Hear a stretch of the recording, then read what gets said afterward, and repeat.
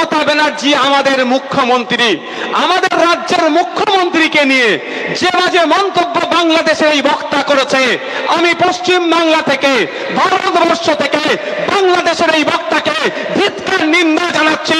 ওই বক্তব্য প্রত্যাহারের জন্য এখান থেকে বার্তা দিচ্ছি।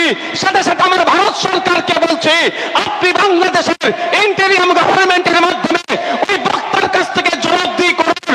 এই সরকারকে আপনি বার্তা দিন, পশ্চিম বাংলার একটা অঙ্গরাজ্যের মুখ্যমন্ত্রীকে যে কুরুচিকর ভাষায় আক্রমণ করেছে, তার জবাব বাংলাদেশ সরকারের কাছ থেকে আমার দেশের সরকারকে নিতে হবে।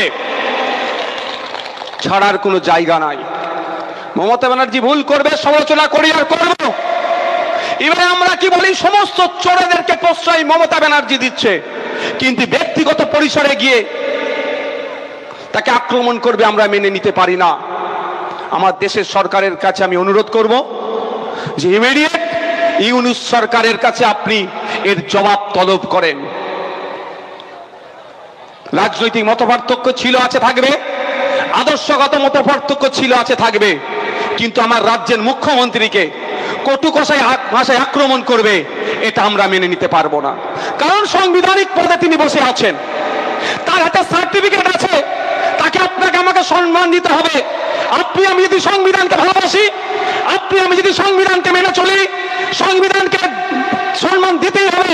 সেই সংবিধানের বলে, আর্টিকেলের বলে মমতা ব্যানার্জি চিফ মিনিস্টার সিটে বসে আছে। সুতরাং আমি আপনি সংবিধানকে পাথেয় করে আমার দেশের আইনকে মেনে চলছি, তাই আইনকে সিনিয়র মান্যতা দিয়ে চিফ মিনিস্টারের সিটে বসেছে।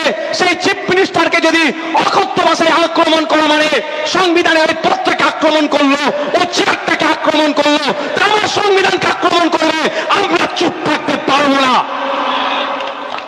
তাই ভারত সরকারের কাজ হবে ইমিডিয়েট জবাব তলব।